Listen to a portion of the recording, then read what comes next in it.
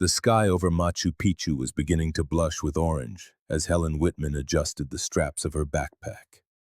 An evening breeze caressed her face while she gazed at the imposing Inca ruins spread out before her. As a history professor, this journey was far more than a simple vacation. It was the culmination of years of study, a deep fascination with the Inca civilization. Just 15 more minutes, she murmured to herself, jotting down observations in her small blue notebook. Michael, her husband, had returned to the hotel in Aguascalientes hours ago, exhausted from the hike. "Enjoy it for both of us," he had told her with a weary smile. "Just don't stray too far from the group." Helen watched the last few tourists descending the main path. The guide, a local man named Eduardo Vargas, was doing a head count, glancing repeatedly at his watch. "Senora Whitman," Eduardo called, a slight edge of impatience in his voice. "We must go. The clouds are rolling in, and the last train leaves in 2 hours." "Just one more moment," Helen replied, pointing toward a small side trail that seemed to lead into a less-traveled area. "What's down there?" Eduardo frowned. "Nothing of interest, senora. Just overgrowth and dangerous cliffs. It is forbidden to tourists."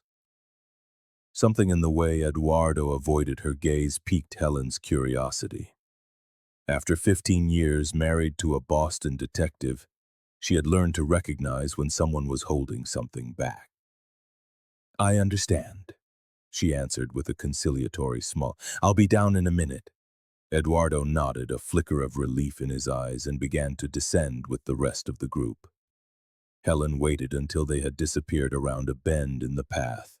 She checked her watch. 5:42 p.m. She had enough time for a quick exploration before following them. The narrow trail wound through dense shrubs and moss-covered stones. Helen moved cautiously, making a mental map of every turn. The mist was beginning to thicken, but her instincts told her something important was hidden here. After a few minutes, the path widened slightly, revealing what appeared to be a small stone structure partially concealed by vegetation. "Incredible," she whispered, stepping closer to examine the symbols carved into the entrance. They were unlike anything she had seen in her research on the Incas. She pulled out her camera and took several photographs, aware that this could be a significant find. It was then she heard the snap of a twig behind her. "Eduardo," she called, spinning around. There was no answer, only the whisper of the wind through the trees and the distant cry of a bird. The fog had grown denser, reducing visibility to just a few feet. A shiver traced its way down her spine. She decided it was time to head back, but when she turned toward the trail, she realized she could no longer tell which way she had come. "Stay calm," she told herself. "Just retrace your steps." She pushed forward on what she believed was the return path, but after 10 minutes of walking, she recognized nothing. Anxiety began to tighten in her chest. She pulled her compass from a side pocket of her pack, but the needle spun erratically, as if affected by some nearby magnetic field. The sound of hurried footsteps startled her. This time she was certain. Someone was watching her from the thick vegetation. "Who's there?" she shouted, trying to keep her voice steady despite the fear. A man emerged from the mist. It was not Eduardo. This man wore dark clothing and had distinctly local features, but his eyes were an unsettling grayish blue that seemed out of place against his tanned skin. "You are in a forbidden area," he said in flawless, unaccented English. "I'm lost," Helen explained, trying to maintain her composure. "I was with Eduardo Vargas's group." The man smiled, a smile that didn't reach his eyes. "I know. Eduardo sent me to find you." He extended a hand. "Come with me. I know a shortcut." Every alarm in Helen's mind went off. This man had not been sent by Eduardo. Her instincts screamed at her to run. "Thank you, but I think I can find the main path if you just point me in the right direction," she replied, backing away slowly. The man's expression hardened. "I insist, Mrs. Whitman." He knew her name. Helen didn't remember telling him her name. In that instant, she made a decision. She threw her backpack at the man and ran in the opposite direction, plunging into the dense vegetation. She heard a curse behind her and the sound of pursuit. The fog had become her only ally, partially concealing her as she scrambled over bushes and rocks. Her heart hammered against her ribs, fear propelling her forward. Then she saw it, a small, descending path that looked more frequently used. Without hesitating, she took it, praying it would lead her back to the tourist area. The sounds of pursuit seemed to have faded, but Helen didn't stop. The terrain grew steeper and more slippery from the dampness. A choked scream escaped her lips as her left foot slipped on a moss-covered rock.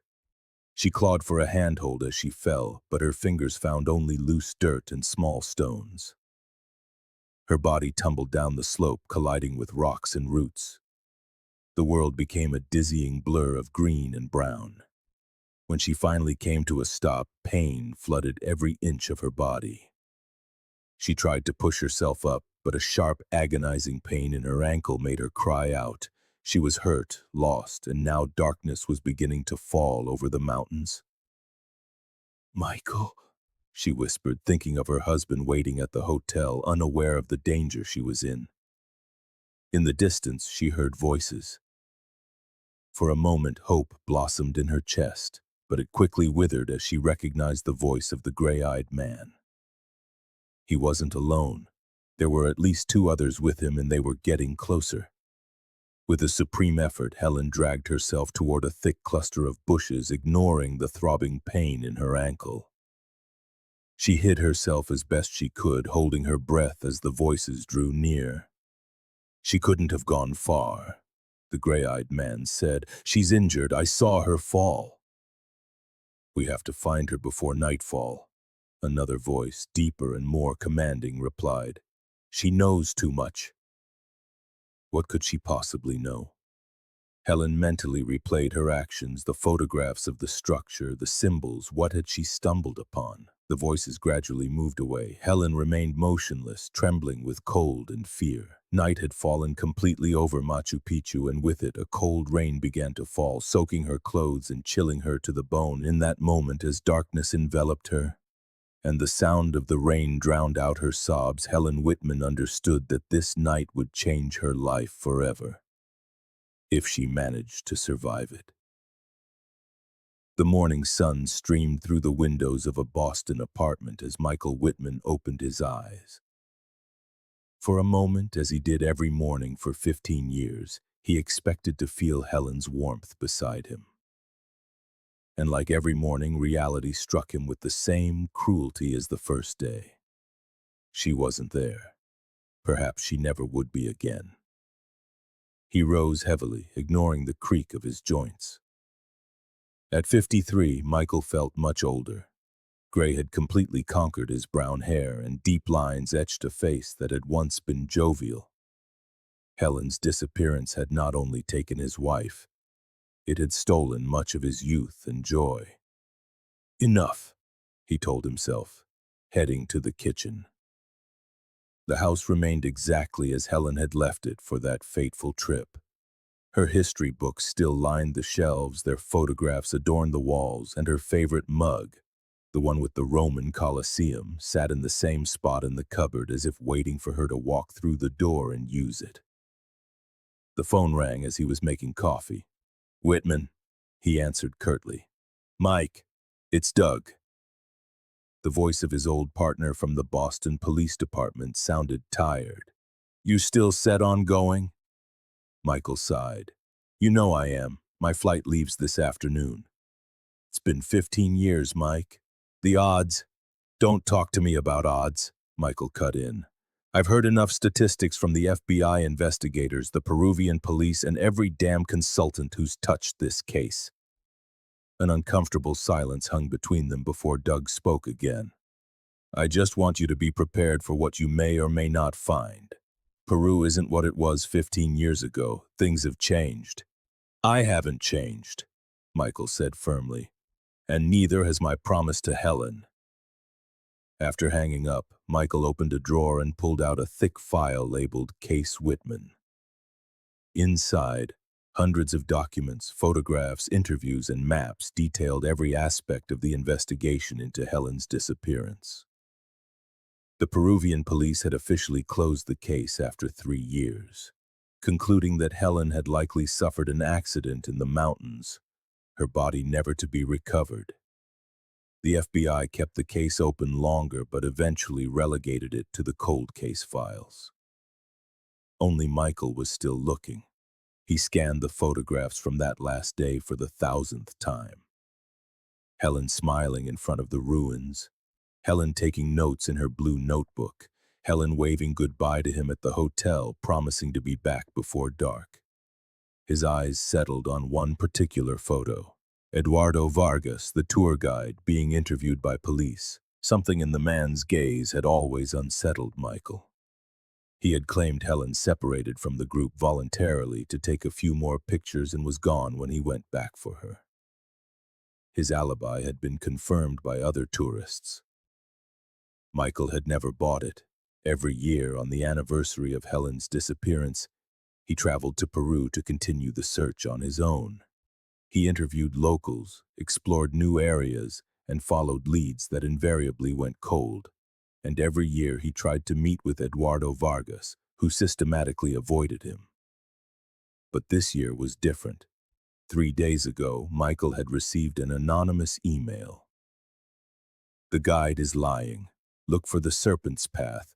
The truth is buried with her belongings." Attached to the message was a blurry photograph of what looked like a little-used trail with stone markings resembling intertwined snakes. Michael had investigated frantically. The serpent's path was an unofficial route locals avoided, shrouded in legends of disappearances and ancient spirits. The doorbell cut through his thoughts. Opening the door, he found Carmen Suarez, a middle-aged Peruvian woman who had been hired by the FBI as an interpreter during the initial investigation. Over the years, she had become an invaluable ally and the only friend who truly understood his obsession. "Ready for another trip to hell?" Carmen asked with a sad smile, walking in without waiting for an invitation. "This year is different," Michael replied, showing her the printed email. Carmen studied the message, her expression shifting from skepticism to intrigue. "Have you traced the source?" "Impossible. Anonymous server, probably from an internet cafe in Cusco." "It could be a trap," Carmen warned, "or some sicko wanting to play with your grief." Michael nodded. "I know, but it could also be someone who's finally decided to talk." He pointed to the photograph of the trail. "Recognize this place?" Carmen squinted. "Vaguely. There are many unofficial trails around Machu Picchu. The locals know them, but they rarely talk about them with outsiders." She looked up at Michael. "If this serpent's path really exists, you'll need a local guide willing to take you." "Already taken care of," Michael said, pulling another paper from his file. "Jose Mamani, former Machu Picchu park ranger. Now he works freelance, taking anthropologists to remote areas. He's agreed to guide us." Carmen raised an eyebrow. "Us? I don't recall saying I was coming this time." "You didn't." Michael smiled for the first time. "But I know you will. Your curiosity has always outweighed your common sense." Hours later, as the plane took off from Boston's Logan Airport, Michael watched his city shrink beneath the clouds. Beside him, Carmen dozed, a book on Inca archaeology resting on her lap. In his pocket, Michael carried the photograph of Helen that was always with him. Her laughing, the wind catching her brown hair, her green eyes bright with happiness. "I will find you," he whispered, a personal mantra, "no matter what it takes." The flight passed in a blur of occasional turbulence and Michael's mounting anxiety. By the time they landed in Lima and caught the connecting flight to Cusco, a strange feeling had settled in his chest. It wasn't hope. He had learned long ago not to nurture that. but an inexplicable certainty that this trip would be different. Cusco greeted him with a clear sky and the crisp, thin air of the Andes. The city, a perfect blend of colonial and Inca architecture, was bustling with tourists.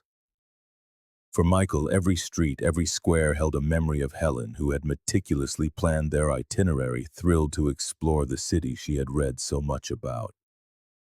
"Jose is waiting for us at the hotel," Carmen said as they got into a taxi. "He says he has important information." The Hotel Monasterio, a former colonial convent converted into a luxury hotel, was where Michael and Helen had stayed 15 years ago. Michael had booked the same room every year since, torturing himself with the ghosts of the past while he searched for clues in the present. Jose Mamani was waiting for them in the lobby. He was a short man with a sun-weathered face and dark eyes that seemed to constantly assess his surroundings. Unlike most local guides, he didn't smile easily or make any effort to appear friendly. "Mr. Whitman," he greeted, his handshake firm. "Mrs. Suarez, we have much to discuss, but not here." His gaze darted nervously around them. "In your room, with the curtains drawn." Once in the privacy of the hotel room, Jose produced a worn map and spread it across the bed. "The Serpent's Path," he said, tracing a winding trail marked in red ink. "It doesn't appear on any official maps. The park rangers know of its existence, but it is strictly forbidden to tourists." "Why?" Michael asked. "Officially, because of the danger of landslides and the archaeological fragility of the area," Jose replied. "Unofficially," he paused, weighing whether to continue, "there are rumors of unreported findings, of structures that don't fit the official narrative about the Incas." "What kind of structures?" Carmen inquired, her professional interest piqued. "Some with symbols unlike anything known in this region," Jose explained. "Years ago, a fellow ranger photographed some of these symbols and consulted an archaeologist in Lima. A week later, he was transferred to a remote reserve in the Amazon. The archaeologist published a paper suggesting unknown, pre-Incan influences, and his funding was suddenly cut." Michael and Carmen exchanged a look. "Are you suggesting some kind of cover-up?" Michael asked. Jose shrugged. "I suggest nothing. I only share facts." He pointed to the map again. "But if your wife found something on that path, something she wasn't supposed to see, it would explain why Eduardo Vargas has held so firmly to his story all these years." Michael felt his pulse quicken. "Could you take us there? Tomorrow?" Jose shook his head. "Not tomorrow. Security is tighter on the weekends. We'll go on Monday at dawn. There are fewer guards and we can blend in with the first tourist groups." He moved toward the door but stopped before leaving. "One last thing, Mr. Whitman. If we find something, anything, you will have to decide what is more important to you, the truth or justice. You can rarely have both in these mountains." When the door closed behind Jose, a heavy silence filled the room. Carmen was the first to break it. "Michael, are you sure about this?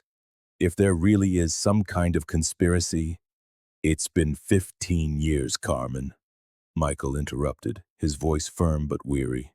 15 years of nightmares, of unanswered questions, of imagining 1,000 different scenarios. He walked to the window and stared at the mountains rising in the distance, imposing and indifferent to human suffering. "I don't care who I have to face. If there is even the slightest chance of finding out what happened to Helen, I'm taking it." Somewhere in those mountains, he thought, lay the truth about Helen's fate. And this time he was determined to find it, no matter the cost. The dawn on Monday brought with it a light drizzle that wrapped the mountains in a grayish shroud. Michael watched the hazy silhouette of Machu Picchu from the window of the train as it snaked alongside the Urubamba River. The breathtaking beauty of the landscape stood in stark contrast to the storm of emotions churning inside him. "You seem calm," Carmen observed from the seat across from him. Too calm. Michael managed a tense smile. It's what Helen used to call my detective's calm. She said that when I was on a difficult case, I'd become quiet, as if all my energy was focused on observing instead of talking. Jose, sitting beside Carmen, nodded as if he understood perfectly. The ancient shamans had a similar state. They called it sawi kichai, open eyes, not just to see but to perceive the unseen. The train pulled into the small station at Aguas Calientes. The town had changed considerably in 15 years. More hotels, tourist restaurants, and souvenir shops. Yet for Michael, every corner was steeped in memory. There was the small cafe where he and Helen had eaten breakfast, the shop where she had bought her explorer's hat, the bridge from which they had watched the sunset together the night before she disappeared. "Let's not stop," he murmured, quickening his pace toward the bus station that led up to the Inca citadel. Jose guided them with the efficiency of someone who knew every stone of the path.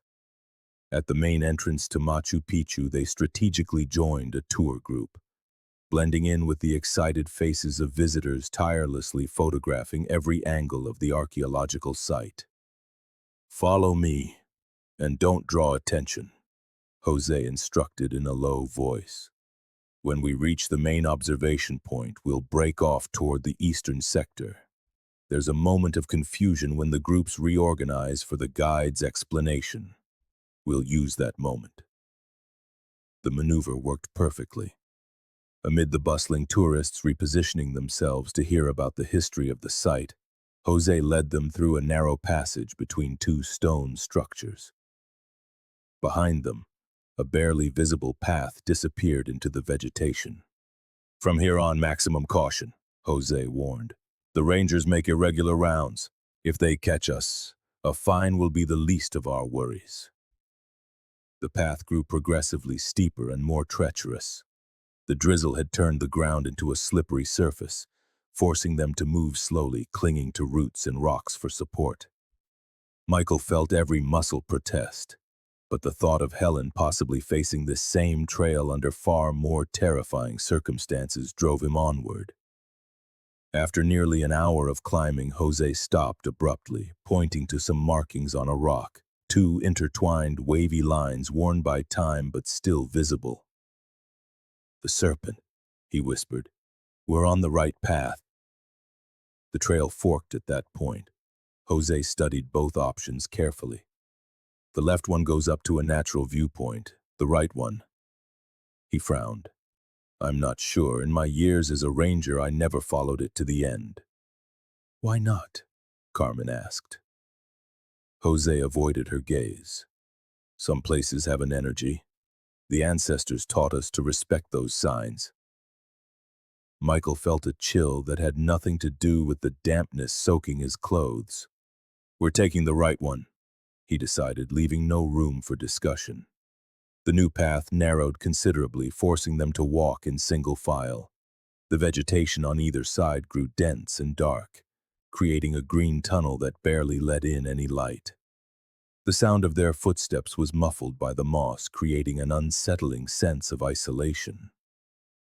"Look," Carmen pointed suddenly. "There are marks on these trees." Indeed, several trunks bore triangular notches, too precise to be natural. Jose examined them with growing unease. "They're recent," he murmured. "Someone has been using this trail." They continued in silence, each lost in their own thoughts.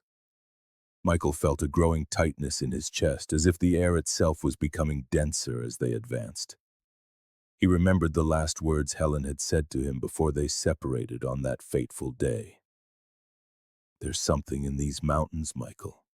Something the history books don't mention." The path suddenly opened into a small clearing. In the center, partially covered by vegetation, stood a circular stone structure about 10 feet in diameter. It had no roof, and wild plants grew inside. At first glance, it looked like a simple abandoned corral or a ruined storage building. Jose approached cautiously, examining the stones. "This is not Inca," he declared with absolute certainty. "The construction technique is different. The stones don't fit with the characteristic precision of the Incas." Carmen circled the outer perimeter, photographing details with her camera. "There are symbols here," she called out, pointing to some nearly erased marks at the base of the structure. "They don't resemble any Inca script I've ever studied." Michael stood motionless, observing the scene. Something was wrong. The structure seemed too small for any practical purpose, and its location in a clearing surrounded by dense vegetation was strange. "There has to be something more," he muttered, more to himself than to the others. He approached the structure and began to examine the interior. The ground was covered with soil and dry leaves. Using a fallen branch, he began to clear the surface layer, working methodically just as he had been taught in his years as a detective. "Michael," Carmen's voice was tense. "Look at this." She was pointing to an object partially buried near the structure's outer wall. Michael drew closer and his heart stopped when he recognized it. A woman's hiking boot, worn by the elements but unmistakable. It was the same model Helen had been wearing the day she disappeared. With trembling hands, Michael unearthed it. The leather was cracked and faded, but inside, still visible, were the initials Helen had marked with a permanent pen. H.W. "It's hers," he whispered, feeling the world stand still around him. "It's Helen's boot." Jose and Carmen exchanged looks of astonishment. "After 15 years, Carmen murmured, "how is it possible no one ever found it?" "Because no one looked here," Michael replied, his voice hardening. "Or because someone made sure no one would." Spurred on by the discovery, Michael intensified his search around the structure. With each improvised shovelful of his branch, he cleared away soil and vegetation, looking for any other evidence. Carmen and Jose joined him, widening the search area. It was Jose who made the next discovery. "Here," he called from inside the circular structure. "The ground sounds different in this section." Michael and Carmen hurried over. Sure enough, when Jose tapped lightly with the branch, a portion of the ground produced a hollow sound, different from the rest. "Help me," Michael urged, beginning to dig with renewed energy. After clearing about 8 inches of compacted earth, their efforts revealed a perfectly cut stone slab. Unlike the rest of the structure, this piece displayed the characteristic precision of Inca engineering. "It's a door," Jose confirmed, running his experienced fingers along the edges. "There's a mechanism here similar to others I've seen at Machu Picchu." Working together, they managed to activate the ancient system. The slab slid sideways with a grating sound of stone on stone, revealing a dark passageway that descended into the bowels of the mountain. A cold, damp air emerged from the opening, carrying with it a scent of earth and antiquity. Michael took out his flashlight and aimed the beam inside. A staircase carved from the rock spiraled down into the darkness. "Helen could have found this," Michael said, his voice barely a whisper. "If she discovered this entrance, it could explain her disappearance," Carmen finished. Jose seemed deeply disturbed. "There are stories," he said, "local legends about secret tunnels beneath the mountains. The elders say the Incas hid their greatest treasures and secrets in places only the initiated could access." Michael needed no more convincing. He adjusted his flashlight and took a step toward the stairs. "I'm going down." Carmen grabbed his arm. "Michael, think about this. We don't know what's down there. It could be dangerous, even structurally unstable after all these years. It could also hold answers," he replied, his determination unshakable. "I've waited 15 years, Carmen. I'm not stopping now." Jose intervened. "If we are going to descend, let's do it properly." He pulled 3 additional flashlights and ropes from his backpack. "We'll tie ourselves together. If someone slips or if part of the tunnel gives way, the others can hold them. Prepared with this improvised safety system, they began their descent. The staircase was surprisingly regular and well preserved, a testament to the extraordinary Inca engineering. Michael mentally counted the steps, 50, 70, 100. As they delved deeper, the air grew colder and the humidity more penetrating.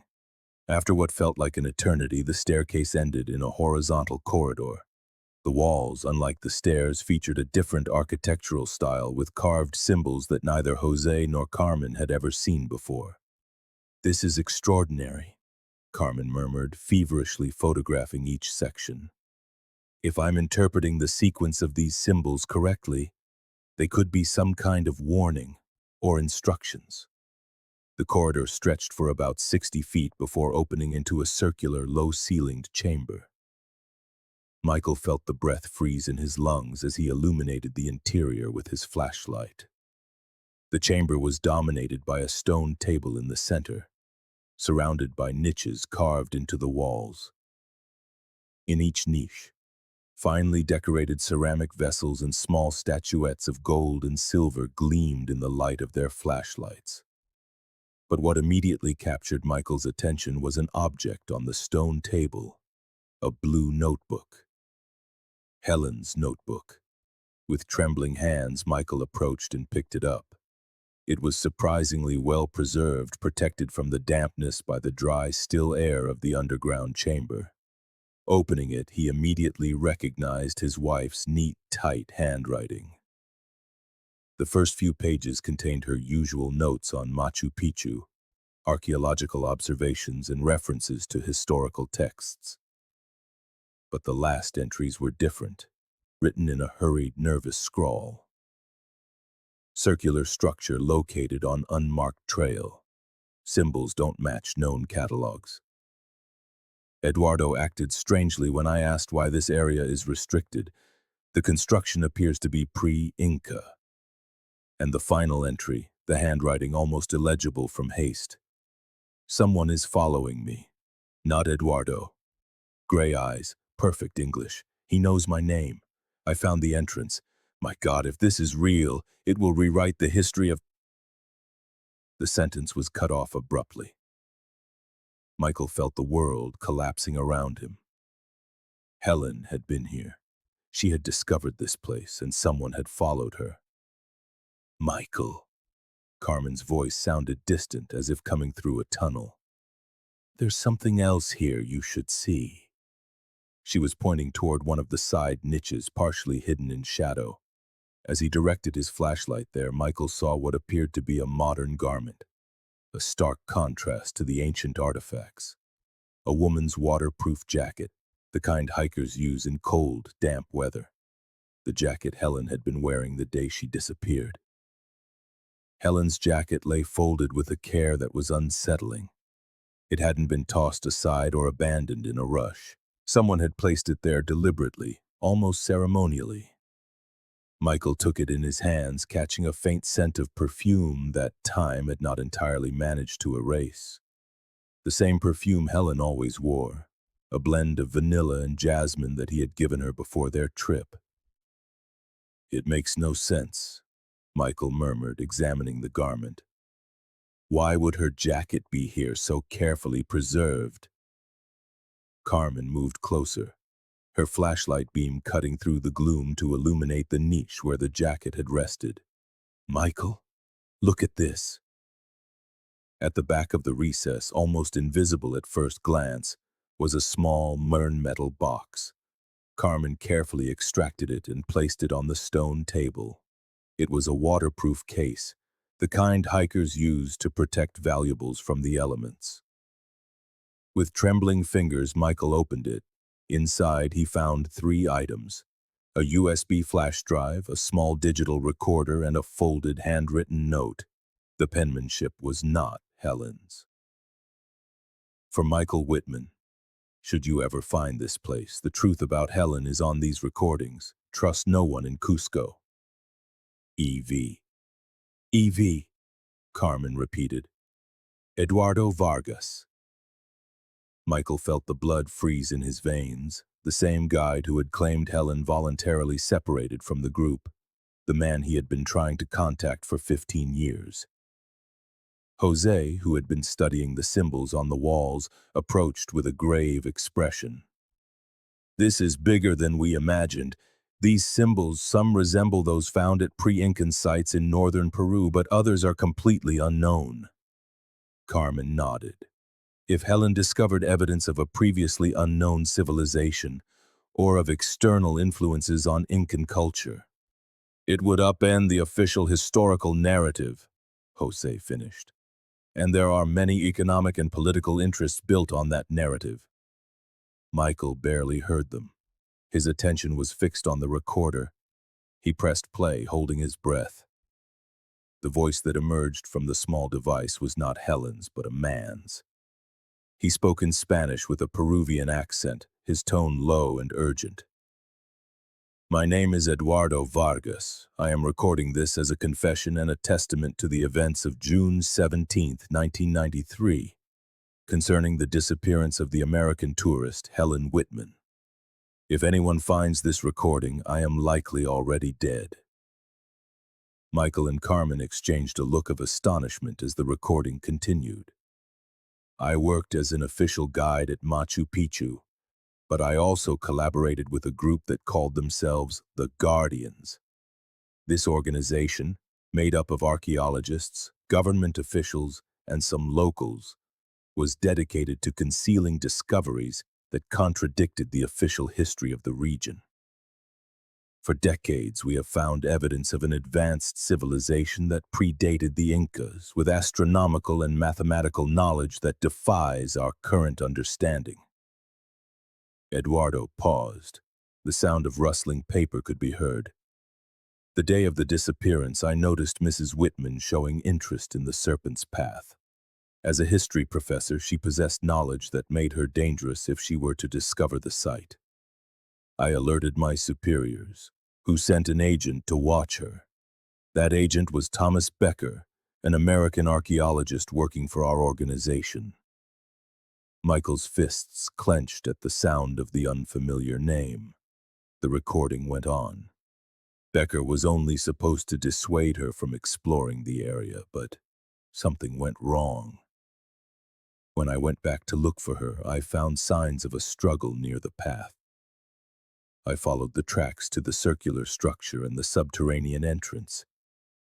Inside, I found Becker unconscious and signs that someone else had been there. Mrs. Whitman was gone, along with some documents from the chamber."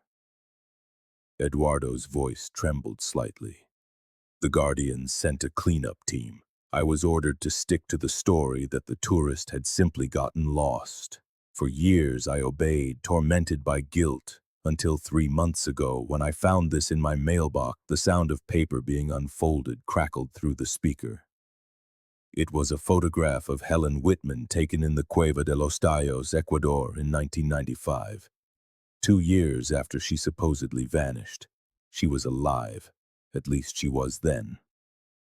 Michael felt the ground shift beneath his feet. Carmen gripped his arm, steadying him as the recording continued. "I have been investigating in secret ever since. Mrs. Whitman did not die at Machu Picchu. She was abducted and taken to Ecuador, where the Guardians have another research facility. Why they kept her alive, I do not know. But I have gathered names, dates, locations. It is all on the USB drive." Eduardo's voice grew more urgent. "This will be my final confession. Tomorrow I travel to Cueva de los Tallos to find the truth. If I do not return, whoever finds this will know why. Michael Whitman, if it is you listening to this, know that your wife was the victim of something much bigger than all of us, and that I was a coward who participated with my silence." The recording ended abruptly. The ensuing silence in the underground chamber seemed to magnify the echo of the revelations. "She's alive," Michael whispered, the words forming like a prayer. "Or she was in 1995, Carmen said, checking the date on the recorder. "Michael, this was recorded just a month ago." Jose, who had remained silent, spoke up. Cueva de los Tallos, I know of it. It is a cave system in the Ecuadorian Amazon. Legends speak of metal libraries and ancient technology hidden there. We need to get out of here, Carmen said urgently. If what Eduardo says is true, these guardians could be watching this place. Michael nodded, carefully placing the metal bar, Helen's notebook, and the jacket into his backpack. Before leaving the chamber, however, he paused to examine one of the artifacts in the niches, a small statuette that seemed to depict a humanoid being with a strange helmet or headdress. This is what Helen found, he murmured. Evidence of something someone doesn't want the world to know. The ascent up the spiral staircase was more exhausting than the descent. When they finally emerged into the daylight, the drizzle had stopped, but the sky remained overcast. Michael took a deep breath, feeling as if he were waking from a 15-year nightmare only to step into an even more complex one. What do we do now? Carmen asked, as Jose carefully sealed the secret entrance, ensuring it was as hidden as they had found it. Ecuador, Michael answered without hesitation. Cueva de los Tallos. If Helen was there, if there's even the slightest chance she's still alive. Jose shook his head. It's not that simple. That region is remote, almost inaccessible without specialized guides, and if these guardians are as powerful as Eduardo suggests, they'll be watching. I don't care. Michael's voice took on a hard edge Carmen had never heard before. I've spent 15 years looking for my wife. Now I have the first real lead. Nothing will stop me. They began their descent down the path, each lost in thought. Michael's mind worked furiously, processing the revelations, formulating plans. Who exactly were these guardians? Why abduct Helen instead of something worse? And most importantly, if she was alive in 1995, could she still be alive now? They were halfway down when Jose stopped abruptly, holding up a hand for silence. Listen, he whispered. Through the thick vegetation, they could hear voices and the crunch of branches. Someone was approaching on the path from the direction of Machu Picchu. Hide, Jose ordered, pointing to a dense cluster of ferns and shrubs beside the trail. They had barely concealed themselves when 3 men appeared. 2 wore the uniforms of Machu Picchu park rangers, but their tense demeanor and the way they gripped their radios suggested this was no routine patrol. The 3rd man was in civilian clothes, cargo pants, an expedition shirt, and a hat that partially shaded his face. Something about his posture was vaguely familiar to Michael. The men stopped precisely where they had been standing just moments before, examining the tracks in the mud. Fresh, one of the rangers said. 3 people, I'd say. The man in civilian clothes crouched to study the marks. When he lifted his face, Michael had to stifle a gasp. Though older, he recognized those features from the countless times he had reviewed the photographs from the original investigation. It was Daniel Torres, the head of the park rangers who had coordinated the search for Helen 15 years ago. They're heading toward the Serpent's Path, Torres said, his voice cold and professional. Contact Lima. Tell them we have intruders at Site 7 and activate Protocol Condor. The rangers nodded and began speaking into their radios in a code Michael didn't understand. Torres remained motionless, his gaze scanning the trail with a calculating stare. You think it's him? One of the rangers asked. Whitman has come to Cusco every year on the anniversary, Torres replied. Our informants at the hotel confirmed he arrived yesterday with the Peruvian interpreter. Jose Mamani was seen with them this morning. Michael felt Carmen squeeze his arm in alarm. They had been watched from the beginning. If they found the entrance, one of the rangers began. Then they know too much, Torres completed. His hand drifted to his waist where Michael glimpsed the butt of a pistol. This time we'll make sure there are no loose ends. Whitman has been a problem for far too long. The three men resumed their advance up the trail, passing just a few feet from where they were hidden. Michael held his breath, feeling each beat of his heart like a drum. When the footsteps had faded sufficiently, Jose gestured for them to stay put. "They know our names," Carmen whispered. "They know exactly who we are and what we're looking for. And they're willing to silence us," Jose added. "Protocol Condor. I've heard rumors about it among former rangers. It's activated when they find trespassers in restricted sites. We have to get out of Peru," Michael decided. "Immediately. If they can watch us at the hotel, we're not safe anywhere in Cusco." Jose nodded. "I know someone in Aguas Calientes who can get us to the Ecuadorian border using alternate routes. We'll avoid airports and bus stations." "But first we need to throw them off," Carmen said. "If they know we've been here, they'll be watching every exit from Machu Picchu." Michael pulled the USB drive from his pocket, examining it thoughtfully. "Inside this drive is the key to finding Helen, and possibly the evidence that could expose these guardians." He looked at Carmen. "We need to make a copy." The three remained hidden for nearly an hour until they were certain Torres and his men were far enough away. Then, taking a different path suggested by Jose, they began their descent toward Aguas Calientes, moving with extreme caution. Michael's mind was a whirlwind of new questions and possibilities. After 15 years of fruitless searching, Helen's fate was finally beginning to reveal itself. But every answer generated new questions. Every clue led into a more complex labyrinth. One certainty, however, burned within him with absolute clarity. If Helen had been alive in 1995, there was a chance she was still alive now. And if she was, Michael would find her, no matter what dark secrets he had to confront. As they descended the mountain, the mist began to lift, revealing the majestic landscape of the Andes. Somewhere beyond those mountains, deep in the Ecuadorian jungle, the final answer might be waiting. And Michael Whitman was willing to risk everything to find it. Night was falling on Aguas Calientes as Michael, Carmen, and Jose slipped through back alleys, avoiding the tourist areas. The small town was bustling with activity.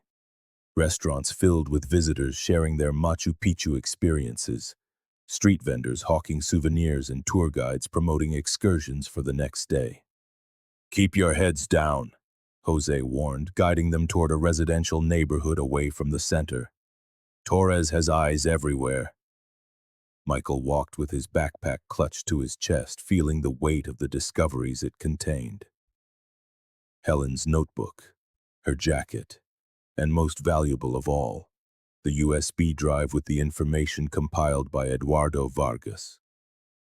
Every step they took led them further from the symbolic grave he had visited annually for 15 years, and closer to the possibility that she was alive.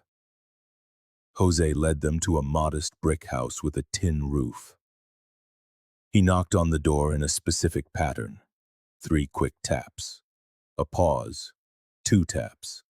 The door opened a few inches, revealing the wrinkled face of an old man who scrutinized them with a wary gaze. "Anselmo, we need your help," Jose said in Quechua, the ancestral language of the region.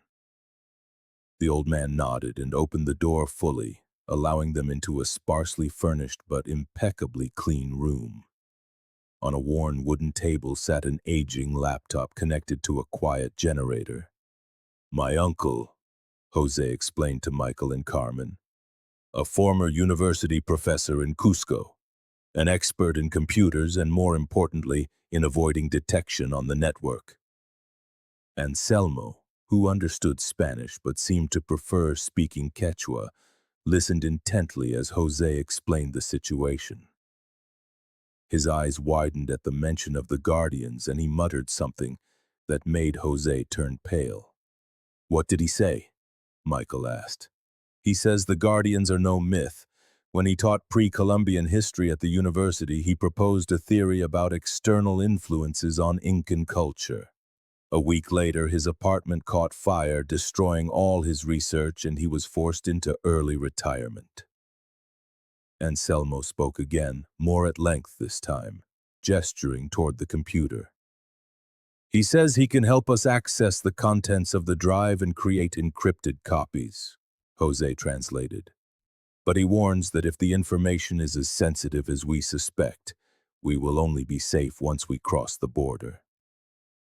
Michael handed the USB drive to Anselmo, who connected it to the laptop with hands that were surprisingly nimble for his age. The screen lit up with folders and files, mostly PDFs and photographs. "Open them," Michael requested, leaning over the old man's shoulder.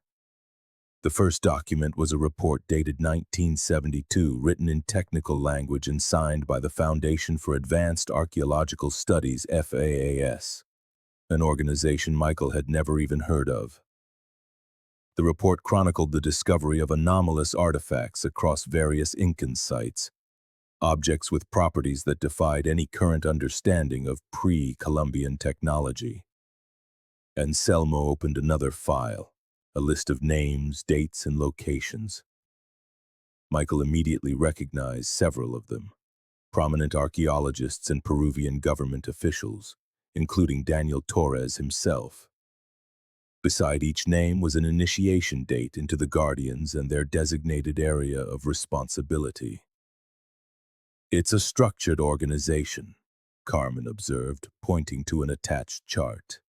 "They have cells in Peru, Ecuador, Bolivia, and Colombia." The next file made Michael hold his breath. It was a black and white photograph of Helen, clearly taken with a telephoto lens. She was standing at the entrance of what looked like a cave, conversing with a man in military style attire. The date stamped in the corner read September 17, 1995. "It's her," Michael whispered, his fingers tracing her image on the screen as if he could somehow reach through the glass and touch her. "Is she alive? Or was she, in 1995? Carmen studied the photograph with professional focus. The location matches descriptions of the Cueva de los Tallos, and that man— She squinted. "He's wearing an Ecuadorian army uniform, but with no visible insignia." Anselmo kept opening files. More reports, more photographs of strange artifacts, and a lengthy document titled Project Amaru, Phase 13. This last one contained references to study subjects identified only by numbers, detailing procedures that sounded disturbingly like experimentation. Subject 17 exhibits an augmented capacity for decoding symbolic sequences after prolonged exposure to artifact A7. Carmen read aloud. "Instantaneous memorization of complex patterns and resolution of multivariate equations without prior training." "Are they experimenting on people?" Michael asked, a wave of horror and indignation washing over him. Jose and Anselmo exchanged a somber glance. The old man spoke again in Quechua, his voice imbued with a gravity that transcended language. "He says the legends speak of sacred objects that granted Incan priests knowledge far beyond their time." Jose translated. "Objects said to have come from the star gods. For centuries, these artifacts were protected by designated guardians. When the Spanish arrived, many were hidden away in secret caves and tunnels." Michael's mind flashed back to the statuette he'd seen in the underground chamber, with its strange headdress that looked more like a helmet. "Do you think Helen found one of those artifacts? That it's why they took her instead of just silencing her?" "It's possible," Carmen replied. "If she discovered something that contradicted official history," Michael finished, the pieces clicking into place. "Something this organization has spent decades hiding. They would have needed her alive to understand what she'd found." Anselmo murmured something, pointing at the screen. He had opened a new file, a detailed map of the Cueva de los Tallos, with sections marked in red and an underground facility drawn with military precision. It looks like a base of operations, Carmen noted. Look, designated areas for labs, artifact storage, and containment quarters. A chill ran down Michael's spine. Do you think they could have kept her there for 15 years? If her value as a study subject was high enough. Carmen left the sentence hanging, but the implication was terrifyingly clear. Anselmo continued exploring the files, eventually opening one titled Evacuation Protocols. The document, dated just 3 months ago, detailed plans to move sensitive materials and priority subjects from the TIO's facility to a location identified only as Omega Site. They're moving everything, Michael said. Why? What's changed? Carmen pointed to a section of the document. It mentions renewed interest in the region and a scheduled international expedition. It seems someone else is getting close to their secrets. Anselmo spoke at length, his hands moving with energy as he explained something to Jose. He says that in recent years, scientific interest in Cueva de los Tallos has grown, Jose translated. Research teams from European universities have requested permits to explore previously restricted areas. If the Guardians are operating there illegally, they'd have to clear out before being discovered, Michael concluded, looking back at the document. Is there a date for this evacuation? Carmen ran her finger down the text. According to this, the final phase was scheduled for last week. Michael felt the floor drop out from under him. We're too late, he whispered. If Helen was there, they've already moved her to this Omega site. Sensing his despair, Anselmo quickly clicked through more files, searching for any reference to the mysterious destination. Finally, in a logistics manifest, they found a clue, a set of geographic coordinates in northern Colombia, near the Venezuelan border. The location was a remote mountainous region known as the Sierra Nevada de Santa Marta. It makes sense, Carmen said. That area was home to the Tairona civilization, a contemporary of the Inca, but completely independent. It also has extensive cave systems and barely explored archaeological sites. And it's far enough from Ecuador to keep any investigation at Tallos from compromising them, Jose added. Michael felt a contradictory mix of emotions. Despair at having missed her at Tallos, but a renewed flicker of hope at having a new destination. If Helen had been moved to Colombia, there was still a chance. Anselmo worked quickly, creating encrypted copies of all the files onto 3 small USB drives. He handed one to each of them, explaining through Jose that they were protected by different passwords and could only be opened with a special key he provided. Extreme caution, Jose translated. If the Guardians discover we have this information, they won't just come for us, but for anyone connected to us. As Anselmo finished, Carmen retrieved her phone, which she had kept powered down for security. I need to check something, she said, turning it on briefly to access her email. After a few moments, her expression grew grim. I have 3 emails from colleagues in Lima. Apparently, someone has been asking questions about me, requesting my travel records and recent contacts. They've already started tracking us, Michael said. We have to move. Now. Jose checked his watch. The last official train to Cusco has already left, but Anselmo knows a truck driver who will take us on an alternate route. From Cusco, we can get ground transport to Ecuador. And then to Colombia? Michael asked. Jose exchanged a few words with his uncle, who nodded gravely. Anselmo has contacts in Ecuador who can help us cross into Colombia without using official channels.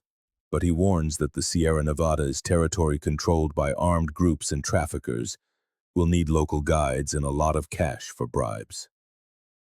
Michael pulled out his wallet, looking at his credit cards and a retired Boston PD identification. We can't use anything that can be traced. From now on, we're on our own. Carmen looked at him with renewed admiration.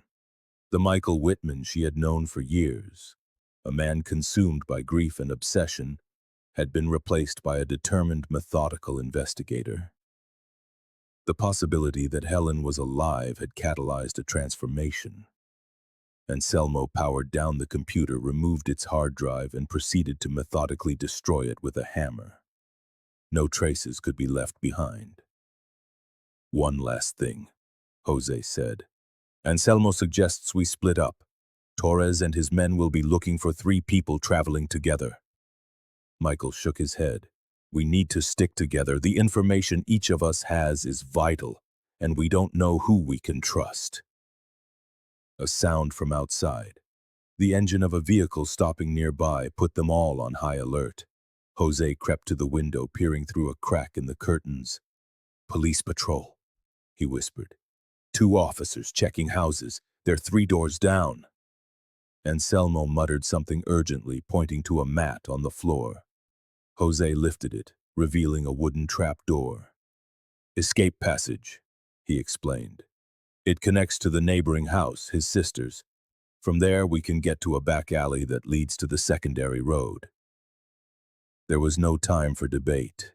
They grabbed their meager belongings and slipped through the opening, descending into a narrow, damp tunnel.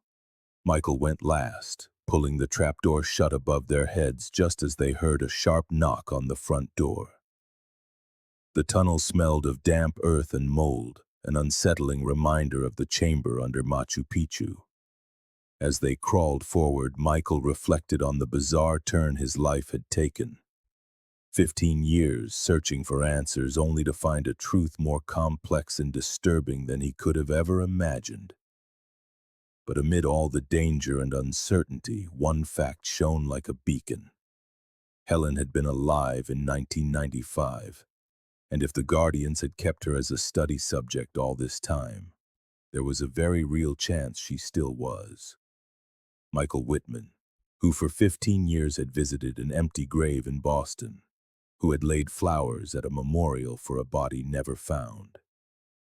Now he was crawling through a clandestine tunnel in Peru, fleeing a secret organization and heading toward the unknown. And for the first time in 15 long years, he felt something he thought was lost forever. Hope. The Sierra Nevada de Santa Marta rose imposingly before them, its snow-capped peaks a dramatic contrast to the deep blue of the Colombian Caribbean. After 3 weeks of furtive travel through Ecuador, dodging border controls, constantly changing transport, and using false identities provided by Anselmo's contacts, Michael, Carmen, and Jose had finally reached their destination. The small town of Minca, perched in the foothills of the Sierra, would be their base of operations. Its single main street was lined with rustic hostels, coffee shops, and stores selling local crafts to the few adventurous tourists who dared visit a region still considered hazardous by many travel agencies. "Our contact should be waiting for us at the Jaguar Café," Jose said, consulting the instructions he'd received by courier in Cartagena. Michael scanned every face, every movement around him. The weeks on the run had honed his senses to a state of constant alert. It was no longer just Torres and his men they were evading. After crossing into Ecuador, they had detected signs of professional surveillance, suggesting resources far beyond those of local police. The Jaguar Café was a rustic establishment with wooden tables on a terrace, offering panoramic views of the valley. At this early hour, it was nearly empty save for a woman sitting in the far corner. She looked to be in her 50s, with salt and pepper hair pulled back in a braid and skin weathered by the sun. She was dressed like a local farmer, but something in her posture, upright, vigilant, calculating, betrayed a different story. They approached cautiously. Jose stepped forward and spoke the agreed-upon code phrase. "The snakes always find their way home." The woman studied them with piercing eyes before replying. "But the jaguar knows every path on the mountain." She gestured for them to sit. "My name is Lucia Arango, former colonel, Colombian Army. These days, let's just say I work independently." Carmen raised an eyebrow. Military? Military intelligence, Lucia clarified, specializing in operations in territory controlled by irregular groups. I know every corner of this Sierra, every group that operates here, and every secret they try to hide, including secret research facilities run by an international organization, Michael asked directly. Lucia allowed a faint smile. I see you don't waste time. Good. She pulled a folded map from her bag and spread it on the table. The area you're looking for is here, about 35 kilometers north, in Kogi territory. Kogi? Michael asked. One of the 4 indigenous peoples who inhabit the Sierra, Carmen explained. Direct descendants of the ancient Tairona civilization. They've kept their traditions almost entirely intact since pre-Columbian times. Lucia nodded. The Kogi consider themselves the guardians of the world's balance. They call their land the heart of the world, Ditis, and they protect it fiercely from outsiders.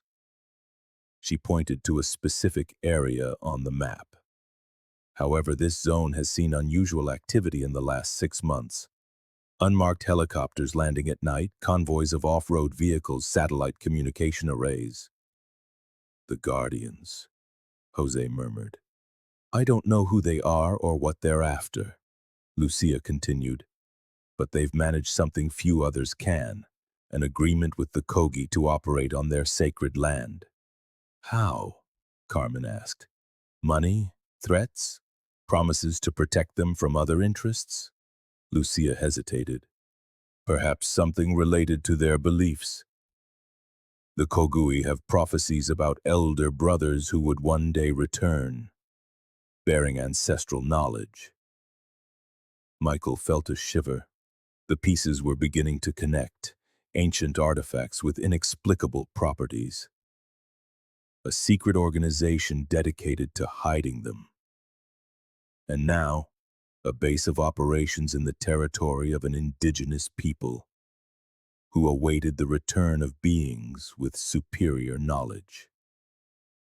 Can you get us there? He asked, cutting straight to the point. Lucia looked at him, her gaze unwavering. I can get you close. The rest will depend on you and how much you're willing to risk. Her expression hardened. But first, I need to know exactly what we're up against and why this is so important to you. Michael paused. They had been cautious about sharing information, even with the contacts who had helped them on their journey.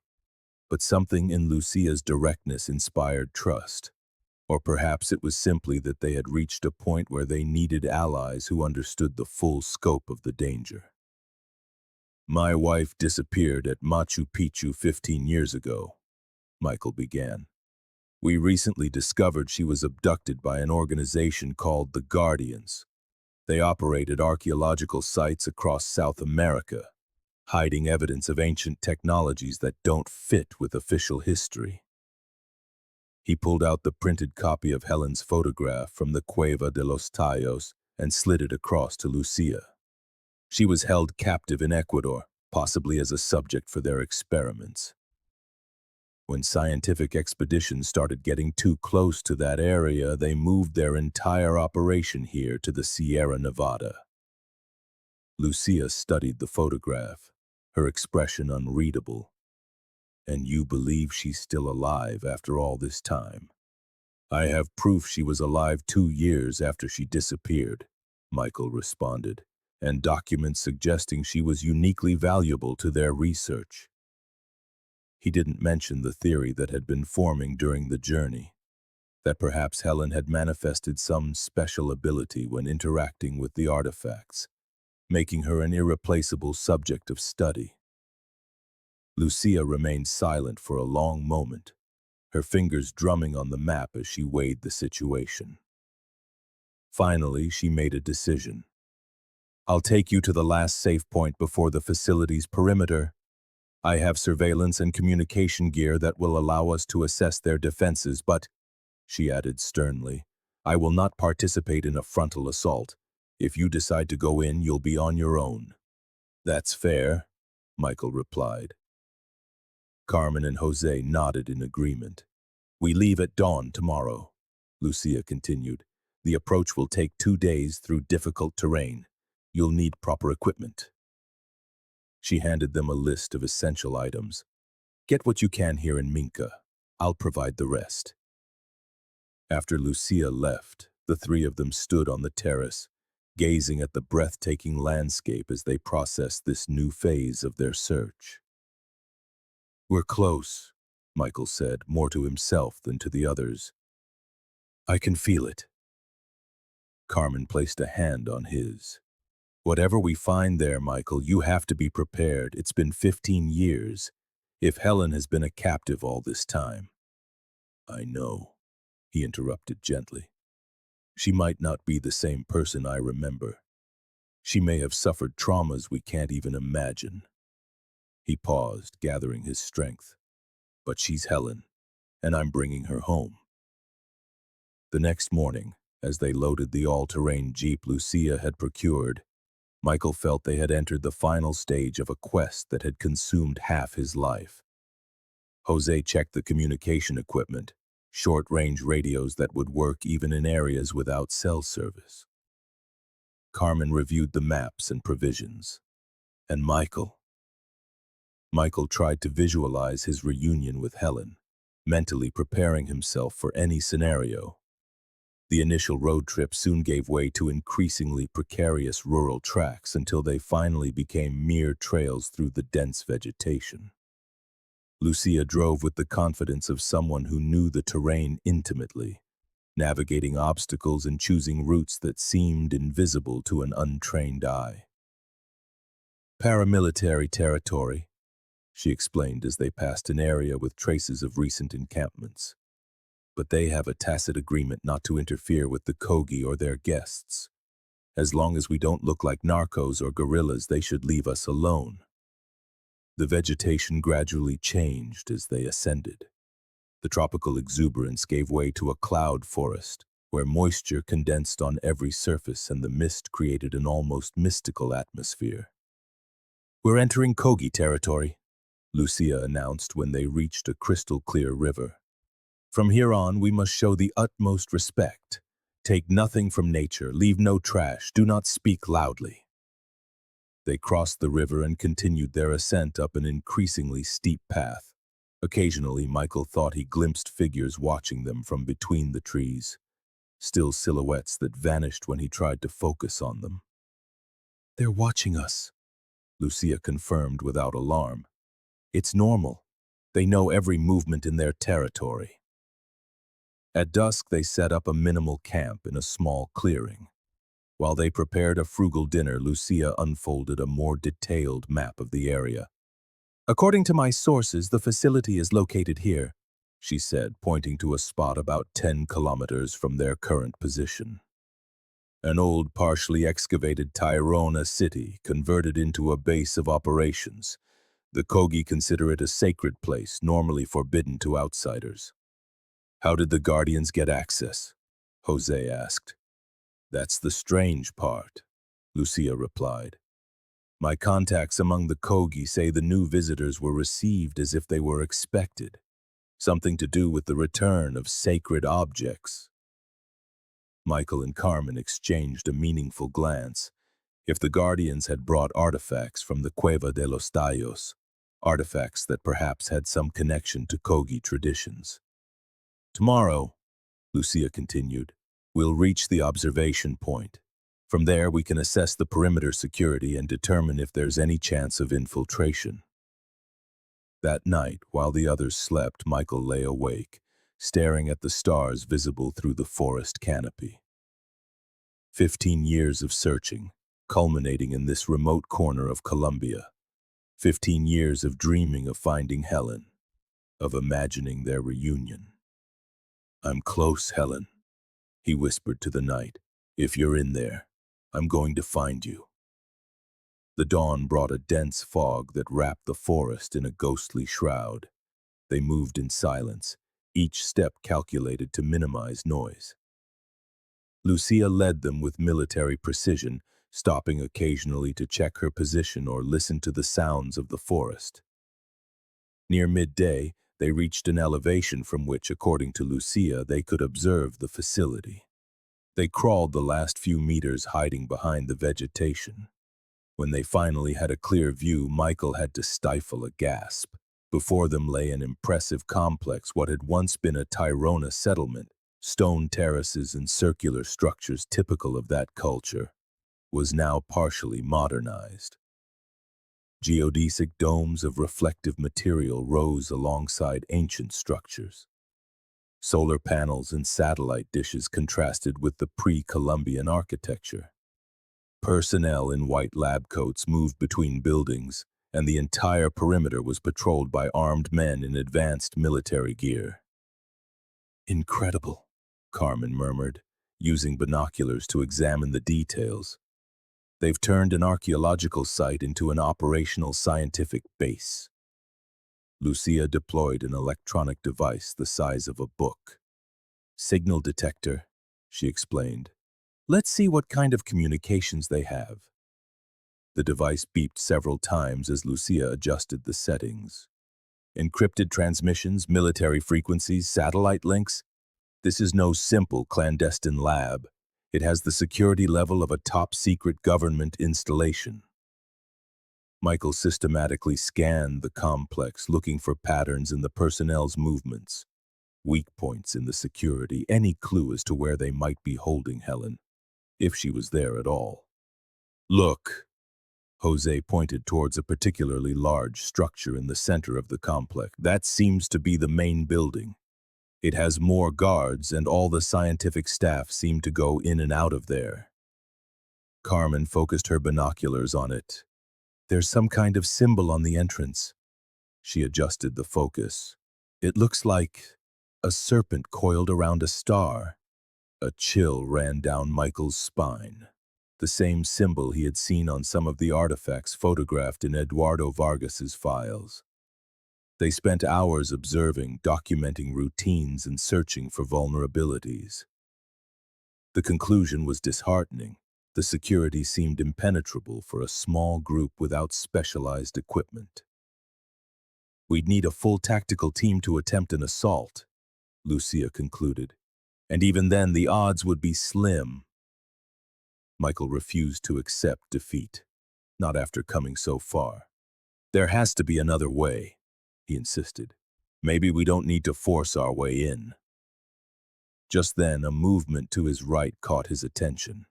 He turned to find himself face to face with an indigenous man. He wore a white tunic that reached his knees and a conical hat of the same color. His face, etched with wrinkles, held a serene expression despite the group's obvious surprise. Lucia reacted first, addressing the man in a local dialect with respectful gestures. The conversation was brief, after which the man gestured for them to follow. "He's a Mamo," Lucia explained as they gathered their gear. "A Kogi spiritual leader. He says he was expecting us." "Expecting us?" Michael asked, bewildered. His exact words were, "The seekers of the woman who speaks with the ancient objects have finally arrived." Lucia translated, her own expression just as confused. The Mamo led them along invisible paths through the forest, away from the scientific complex. After nearly an hour's walk, they arrived at a small, traditional Kogi settlement. Circular huts with conical thatched roofs arranged around a central space. In the center of the village, another Mamo, even older, awaited them, seated by a ceremonial fire. At his signal, all the inhabitants, women weaving, men working fibers, children playing, retreated into their huts, leaving them alone with the two spiritual leaders. The elderly Mamo spoke at length in his language, while Lucia translated with growing astonishment. "He says you have arrived at the prophesied time, that the green-eyed woman who can read the messages of the Star Brothers has sent you signs, that the men of the Serpent and the Star have brought the sacred objects back to the heart of the world, but they are using them incorrectly, breaking the balance." Michael felt his heart was about to burst. "The green-eyed woman, he means Helen? Is she alive? Is she here?" When Lucia translated his questions, the old Mamo nodded gravely and replied with more words. He says the woman arrived 3 moons ago, that she can communicate with the objects in a way that not even the serpent men fully understand, that they have asked her to teach others, but she refuses until they release the others. The others? Carmen interjected. The Mamo continued speaking, gesturing toward the mountains. He says there are others like her, people the serpent men have brought over the years, people who can hear the stars in the objects. Michael absorbed every word like a man dying of thirst. Helen was alive, she was close, and she had somehow developed a capability that made her uniquely valuable to the Guardians. Ask him if he can help us get to her, he urged Lucia. The Mamo's translated reply left them all incensed. He says he does not need to help us get to her. She will come to us, tonight. Twilight descended on the Kogi village, transforming the cloud forest into a world of blue shadows and hazy silhouettes. Michael sat by the ceremonial fire, his mind torn between overwhelming hope and the fear of yet another disappointment. 15 years of searching, culminating tonight in this remote indigenous settlement in the Colombian mountains. Carmen and Jose spoke in low voices with Lucia, who continued to draw information from the Mamos about the Guardians and their operations. Michael barely paid attention, his focus on every sound from the surrounding jungle, every snap of a twig or rustle of leaves that might announce Helen's arrival. According to the Kogi, the serpent men arrived about 6 months ago, Lucia was explaining.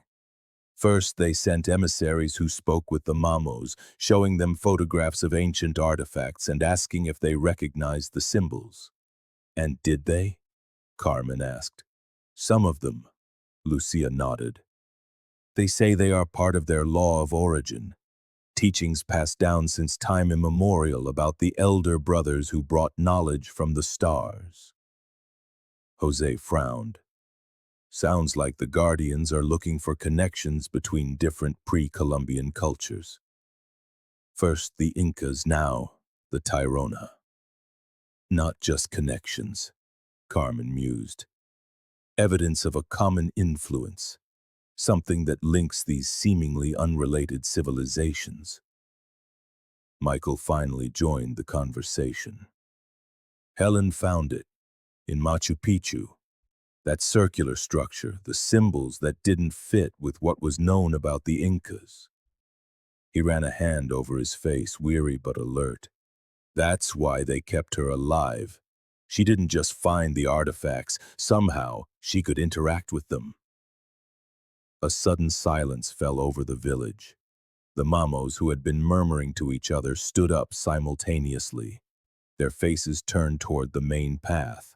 One of them spoke a few words which Lucia translated in a tense voice. They have arrived! Michael shot to his feet so quickly he felt a wave of dizziness. Through the evening mist he made out 3 figures approaching from the forest. 2 of them wore the unmistakable white tunics of the Kogi, but the third. The light of the ceremonial fire first caught her silhouette, then gradually illuminated her features, brown hair streaked with silver pulled back in a braid. A face thinner and more weathered than he remembered, with new lines around her eyes and mouth. And those eyes, those green eyes that had haunted his dreams for 15 years. Helen. Michael stood frozen, unable to move or speak. All of reality contracted to that single moment, that single face. Helen advanced slowly, escorted by the 2 Kogi. Her expression was unreadable, a mixture of caution and something deeper that Michael couldn't decipher. She wore a simple cotton blouse and cargo pants, practical, but worn from long use. Around her neck hung a carved stone pendant with symbols similar to those they had seen in the Guardian's documents. She stopped a few feet away, studying each of them with eyes that seemed to assess not just what was visible but something more. And then her gaze fell on Michael. Time seemed to stop. Michael saw the exact moment recognition bloomed in her eyes. Disbelief, astonishment, and finally, "Michael?" Her voice was a hoarse whisper as if she were unaccustomed to using it. "Helen," he replied, equally unable to say more. Something in Helen's expression broke. A barrier, a defense built over years of captivity. In 3 quick steps, she closed the distance between them and threw herself into his arms with such force it nearly knocked him over. Michael held her as if he feared she might vanish, feeling her body tremble against his, her breath coming in ragged gasps, her tears soaking his shoulder. He hadn't rehearsed what to say in this moment, despite having imagined it 1,000 times. There were no words for 15 years of separation, of searching, of refusing to give up. "You found me," she finally whispered, her voice muffled against his chest. "After all this time, you found me." "Always," Michael answered, his own voice breaking. "I promised you, remember? On our wedding day, I will always find you." They pulled back just enough to look at each other, tears streaming freely down both their faces. Michael's trembling fingers traced the new lines on Helen's face, memorizing the changes time had carved there. "You're here," she said, as if needing to confirm it. "How did you find me?" "It's a long story," Michael answered with a shaky smile. "It starts with a boot in the jungle and ends with a Kogi Mamo who seemed to be waiting for us."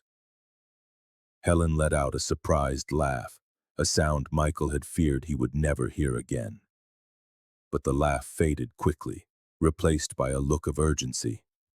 "We don't have much time," she said, her voice low.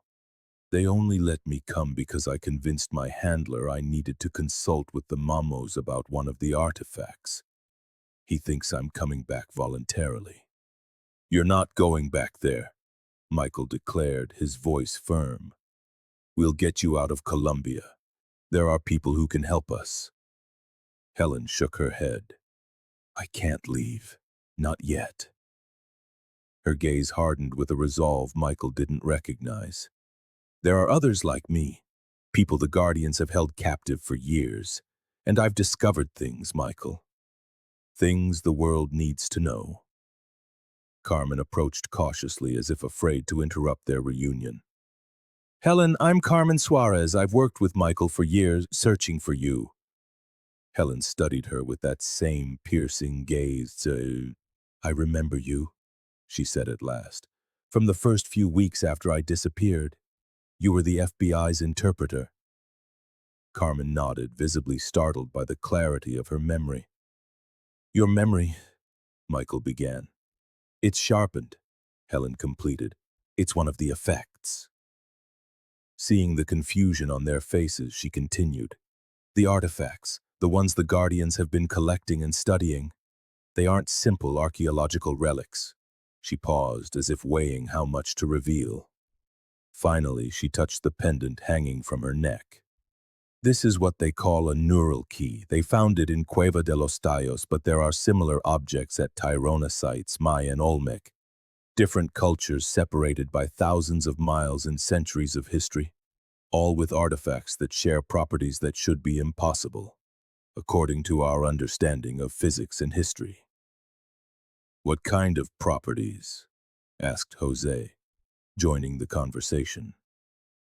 Helen glanced at him, appraising him quickly before answering. "The ability to store and transmit information in ways our current technology can't explain. Materials that shouldn't exist in pre-Columbian cultures and neurological effects on those who interact with them." "Like you," Michael said softly. Helen nodded. "Like me. And like 12 others the Guardians hold in the facility. People who, for reasons we don't fully understand, are receptive to these artifacts." Lucia, who had been observing with professional interest, spoke up. "What exactly does it mean to be receptive?" "It means that when I touch certain artifacts, I can perceive information. Not just data, but entire fields of knowledge. It's as if someone compressed whole libraries into a single object, and my mind can decompress it. Helen paused, clearly struggling to explain the inexplicable. The Guardians call me a translator. I use my ability to extract information from the artifacts that they can't otherwise access. Michael tried to process the revelation. The history professor he had known and loved, transformed into something that seemed torn from the pages of science fiction. Is that why they kept you alive? For this ability? At first, they held me captive because I discovered something I wasn't supposed to see, Helen explained. But when they exposed me to the artifacts during interrogations, they noticed I responded differently. I could see patterns in the symbols that were indecipherable to them. I could draw connections between artifacts found continents apart. She looked around, conscious of the time. For years, I was their only receptive subject. They moved me from site to site, always under heavy guard. Ecuador, Bolivia, briefly Mexico, and now here. But in the last 5 years, they've found others. People with variations of the same ability. And what do they do with the information you extract? Carmen asked. Helen's expression darkened. That is the real question. The Guardians began as a secret academic organization dedicated to concealing evidence that contradicted established historical paradigms. But they've evolved. Now there are factions within the organization, each with its own agenda. She moved closer to the fire, watching the flames with intensity. Some want to preserve the artifacts, keep them hidden from governments and corporations that would weaponize them. Others see opportunities for personal power. She paused, choosing her words carefully. And a third group believes the artifacts are the key to communicating with those who created them. Who do they think created them? Michael asked, though he already suspected the answer. Visitors, Helen replied simply. Not of this world, or perhaps not of this time.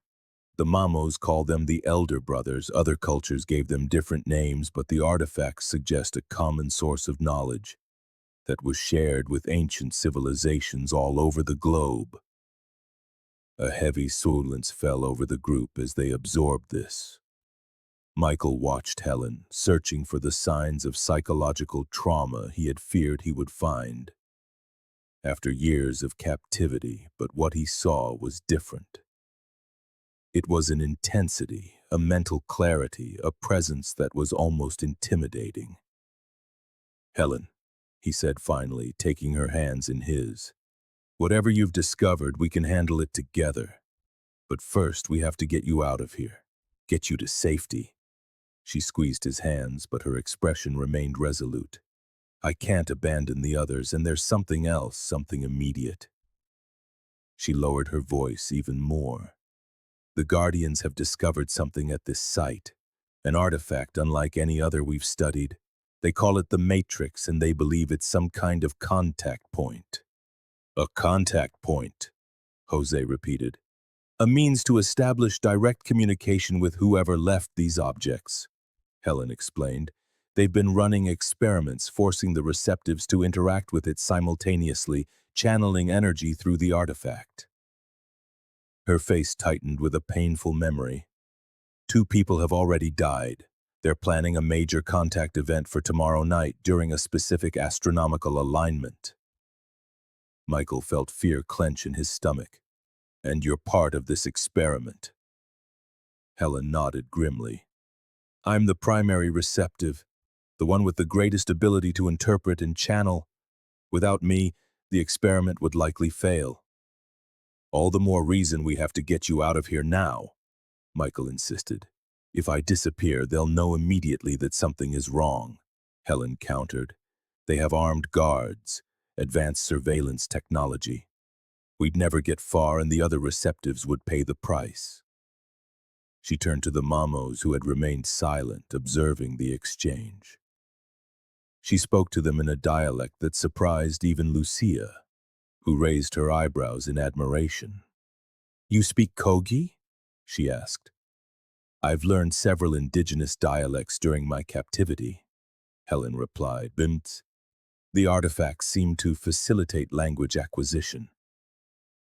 After a brief exchange with the Mamos, Helen turned back to the group. I have a plan, but I'll need your help, and the help of the Kogi. Michael had never seen such intensity in her eyes, such conviction. This was not the Helen he remembered, the academic whose greatest adventure had been planning their expedition to Machu Picchu. This Helen had been forged by 15 years of captivity, of extraordinary discoveries, of resistance. Whatever it takes, he said simply. Helen nodded, grateful but not surprised, as if she had never doubted his support. She began explaining quickly. The Guardians are depending on my cooperation for tomorrow's experiment. They believe I'm resigned to my role, that I've accepted my fate as their translator. But for years I've been building alliances, preparing for an opportunity just like this. She pulled a small object from her pocket. It looked like a stone carved with symbols similar to those on her pendant. This is a duplicate I created based on my knowledge of the artifacts. It doesn't have the properties of the original, but the Guardians won't be able to tell the difference immediately. What's the plan? Carmen asked. I will return to the facility tonight as they expect. Tomorrow, during the final preparations for the experiment, I will create a distraction. Their security systems will be focused on the main building where the contact is supposed to take place. She gestured toward the complex. Meanwhile, the Kogi will guide a small team. I suggest Michael and Lucia for their skills to the rear section of the facility where they hold the other receptives. Lucia nodded, appreciative. An extraction. What kind of security is in that section? Minimal, Helen answered. Most of the guards will be concentrated on the main building for the event, and the receptives aren't physically restrained. The Guardians rely on psychological conditioning and the geographic isolation to prevent escapes. Michael processed the plan, evaluating it with his detective's experience. And you? How do you get out? Helen's expression flickered for a brief moment. Once the others are safe, I'll replace the matrix with my duplicate and meet you at a rendezvous point in the forest. She touched her pendant again. This contains information I've been gathering for years. Proof of the Guardians' activities, locations of other sites, names of collaborators in governments and corporations, information that could dismantle their entire organization. Michael detected something in her tone, an almost imperceptible hesitation. There's something else you're not saying. Helen held his gaze for a long moment. Finally, she spoke in a quiet voice. The Matrix isn't just a communication device, Michael. From what I've been able to decipher, it's a technology that could fundamentally change our understanding of reality. In the wrong hands. She left the sentence unfinished, but the implication was clear. I can't let the Guardians use it for their own ends, and I can't simply leave it behind. What are you suggesting? Michael asked, though he was afraid he already knew the answer. That after I help the others escape, I have to go back and destroy the Matrix. Her voice was firm, resolute. It's the only way to ensure this technology isn't misused. The silence that followed was heavy, fraught with unspoken fears. Finally, Michael spoke. Then I'm going with you. Helen started to protest, but he stopped her with a gesture. I lost you once, Helen. I won't lose you again. If you're going back into that facility, we go together. Their eyes met, communicating more than words ever could. At last, Helen slowly nodded. Together, then. Turning to the others, she began to detail the plan, assigning specific roles to each person. Carmen and Jose would coordinate with the Kogi and the escape route for the freed receptives. Lucia, with her military background, would help neutralize any guards they encountered. The Mamos would provide knowledge of the terrain and escape routes through the mountains. As Helen explained the details, Michael watched her with a mixture of awe and concern. The woman he had searched for 15 years was here in front of him, but she was transformed in ways he was only beginning to comprehend. The artifacts hadn't just sharpened her mind, they had changed something fundamental within her.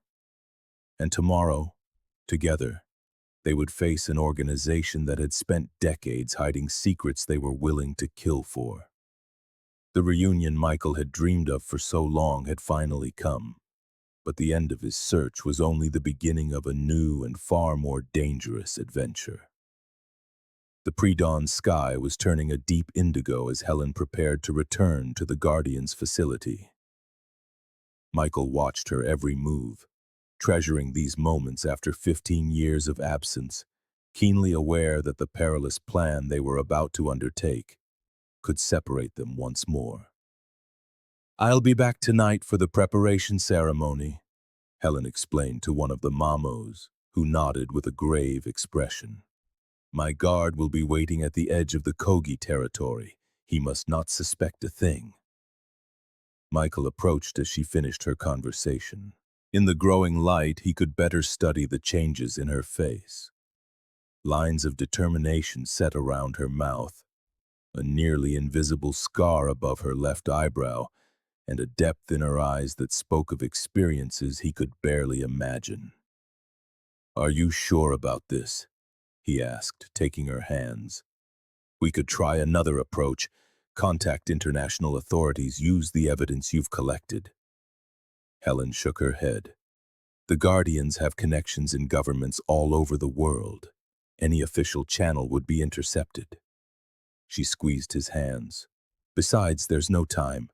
The experiment with the Matrix is set for tonight, to coincide with a specific astronomical alignment.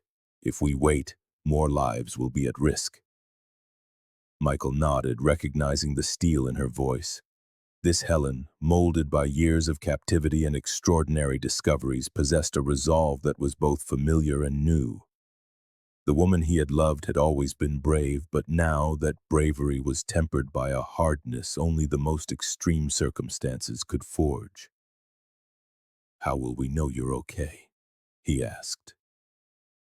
Helen pointed to her pendant. "This isn't just a repository of information. It's also a rudimentary transmitter based on principles I learned studying the artifacts."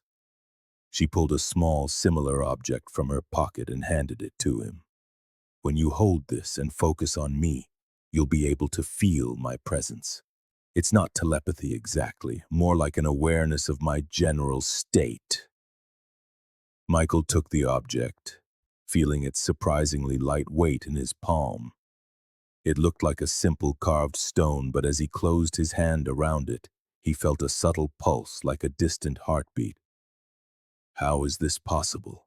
he murmured. "I still don't completely understand it," Helen admitted. "The artifacts operate on principles that defy our current physics. I've theorized that they function by manipulating what we might call consciousness fields, allowing for information transfers that transcend conventional spatial limits." She cut herself off, smiling slightly at Michael's expression. "Sorry. After years of studying these things, I sometimes forget how extraordinary they seem to someone encountering them for the first time." "The history professor has become a quantum physicist," Michael remarked, trying to lighten the moment. Helen laughed softly, a sound that transported Michael back to the life they had shared before she was taken. For an instant, he glimpsed the Helen he had known and loved, shining through the protective shell that years of captivity had built. "I never stopped being a historian," she replied. "I just discovered that history is far more complex and stranger than we've ever been taught." Her expression turned serious again. "And today we have a chance to ensure that history isn't manipulated or exploited." Lucia approached, interrupting the moment. "It's time," she said simply. Helen nodded, after a final embrace with Michael, an embrace that sought to bridge 15 years of absence and impart all the strength she would need for what was to come. She pulled away. Escorted by two Kogi guides, she started down the path leading toward the facility, her destination the meeting point with her guardian. Michael watched her disappear into the dense foliage, a knot of joy and terror tightening in his chest, the bliss of their reunion clashing with the dread of another separation. "She'll be all right," Carmen said, appearing at his side. "She's survived 15 years among them. Does she know how to handle them?" "I know she does," Michael replied, though the worry lingered. "It's just, she's changed?" Carmen finished, her voice gentle. Michael nodded. "I expected to find someone broken, traumatized. Instead, I found someone transformed, stronger in some ways but also more distant. It's as if a part of her now exists on a different plane." "The artifacts," Carmen murmured. "If what she says is true, they've expanded her mind in ways we can barely comprehend." "I wonder," Michael said, his voice low, "if after all this we can ever just go home." He touched the object Helen had given him, trying to feel her presence through it. Lucia, ever the pragmatist, cut through their reflections. "We have work to do if we want to be ready for tonight." The rest of the day was a blur of intense preparations. Jose and Carmen, aided by several Kogi, established escape routes through the dense jungle, identifying rally points and potential hiding spots. Lucia took inventory of their limited weapons and gear, fashioning makeshift diversionary devices from available materials. Michael studied the maps and blueprints Helen had drawn from memory, memorizing every entrance, exit, and vulnerability of the facility. As dusk settled, the lead Mamo summoned them for a ceremony. In the center of the village, beside the ceremonial fire, the Kogi formed a circle. The Mamo, his face a map of ancient wisdom etched in wrinkles, began to chant in his native tongue, casting leaves into the flames that released a fragrant, sacred smoke. Lucia translated in a low whisper, "He's invoking protection for the woman who speaks with the ancient objects, and for the liberators of captive spirits. He says that tonight, the stars align in a way they haven't for 5 generations, opening a portal between worlds." Michael listened with a mixture of skepticism and respect. After everything he had discovered in the last few weeks, he was no longer sure what to consider impossible. When the ceremony concluded, the Mamo approached Michael and placed a cord around his neck, from which a small cloth pouch hung. "Protection," Lucia translated. "It contains sacred substances that they believe will make you invisible to the eyes of those who seek with malice." Michael accepted the gesture with a nod, scientifically skeptical but emotionally grateful for any aid, tangible or spiritual. The darkness deepened, and with it, the time to depart arrived. Guided by 3 Kogi who knew every path and stone in the territory, the group began their silent approach toward the Guardian's facility. Michael and Lucia led the team that would attempt to free the captive receptives, while Carmen and Jose would coordinate the evacuation from a secure point halfway, maintaining contact via short-range radios Lucia had provided. They moved like shadows through the undergrowth, each step carefully placed to minimize sound. As they drew closer, the geodesic domes and buildings of the facility began to peek through the foliage. Powerful lights illuminated the perimeter, creating an unsettling contrast with the natural darkness of the surrounding jungle. Michael checked his watch, 9:47 p.m. According to Helen's plan, the diversion would begin at precisely 10 o'clock p.m. She would subtly sabotage the preparations for the experiment with the Matrix, triggering a chain reaction that would draw attention and security resources toward the main building. The minutes crawled by with agonizing slowness. Michael kept his hand clenched around the object Helen had given him, trying to sense her presence, her emotional state. He felt a steady, firm pulse, which he took as a sign that she was calm, focused on her task. Exactly at 10 o'clock p.m., a series of alarms blared to life across the facility. Emergency lights flickered and armed guards sprinted toward the central building, where a plume of bluish smoke was rising from an upper window. "That's the signal," Lucia whispered. "Let's move." Guided by the Kogi, they slipped quickly toward the rear sector of the complex where Helen had said the other receptives were housed. Unlike the main building, this section appeared less fortified, more like a dormitory than a prison. Using a small pair of bolt cutters, Lucia deftly snipped a section of the perimeter fence, creating an opening just large enough for them to crouch through. A lone guard patrolled the building's entrance, his attention clearly torn between his post and the chaos unfolding in the main sector. Lucia moved forward, a silent predator flowing with the precision of years of military training. Within seconds, she had neutralized the guard with a silent chokehold, leaving him unconscious. "Quickly," she signaled, dragging the guard behind some bushes. Helen's plan said the receptives are in individual rooms, first and second floors. "Two more guards inside, Max." Michael nodded, pulling the electronic keycard from his pocket. Helen had clandestinely programmed it over weeks, copying access codes from her supervisors. If it worked as she'd explained, it would grant them access to the entire building.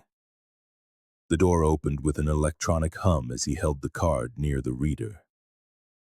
The interior was surprisingly stark, a long corridor with numbered doors on either side, more like a college dorm than a detention facility. The only visible security was a camera on the ceiling, which Lucia quickly disabled with a spray of black paint. "Rooms 101 to 112, Michael whispered, recalling Helen's instructions. "The receptives should be resting for tonight's experiment." They moved stealthily, checking each room. The first few were empty, but in 105 they found a middle-aged man sitting in a meditative pose on a simple bed. His eyes widened when he saw them, but he showed no alarm. "You're like Helen," he said directly, his voice calm, surprising Michael. "I can feel it, the connection." "We've come to get you out," Michael explained quickly. "Helen created a diversion. We don't have much time." The man, who introduced himself as David, a former linguistics professor, nodded without further questions. "The others are on the second floor. They moved us yesterday for the final preparations." With David guiding them, they quickly located the other receptives. 9 people of various ages and origins, all of whom shared the same look of intense recognition when they saw Michael, as if they perceived something in him that went beyond the visible. "The pendant Helen gave you," an older woman explained as they prepared to leave. "It allows us to recognize you as an ally. It's difficult to explain to someone who hasn't experienced the connection with the artifacts." There was no time for more explanations. Lucia, who had been watching the hallway, gave an urgent signal. "Movement outside. We have to go, now!" They guided the group to the rear exit Helen had indicated, an emergency door that led directly to the jungle perimeter. One by one, the receptives slipped through the opening in the fence, led by the Kogi toward the rally point where Carmen and Jose were waiting for the next phase of the evacuation. Michael and Lucia were the last to leave, ensuring no one was left behind. Just as Michael was crossing through the fence, he felt a change in the pulse of the object in his hand, from steady and regular to rapid and erratic. "Helen," he murmured, a wave of panic washing over him. "Something's wrong." At that moment, a new set of alarms shrieked across the facility, different from the first. Powerful searchlights swept across the perimeter, and loudspeakers began broadcasting orders in Spanish. "Security breach confirmed. All assets on high alert. I repeat, security breach confirmed." "They've found her out," Michael said, fear tightening his throat. "They know she's part of this." Lucia quickly assessed the situation. The original plan is useless now. If they know she was involved, the main building will be on lockdown. Michael made an instant decision. Go with the others. Make sure they get to the extraction point with Carmen and Jose. What are you going to do? Lucia asked, though her expression said she already knew. I'm going for Helen. His tone left no room for argument. I know the location of the Matrix from her blueprints. That's where she'll be. Lucia looked as if she was about to protest, but finally gave a sharp nod. Take this, she said, handing him a small pistol she had concealed in her boot. Last resort, 8 rounds, don't waste them. With a final shared glance, they separated. Lucia followed the receptives and Kogi into the relative safety of the jungle while Michael turned toward the heart of the facility, toward the danger, toward Helen.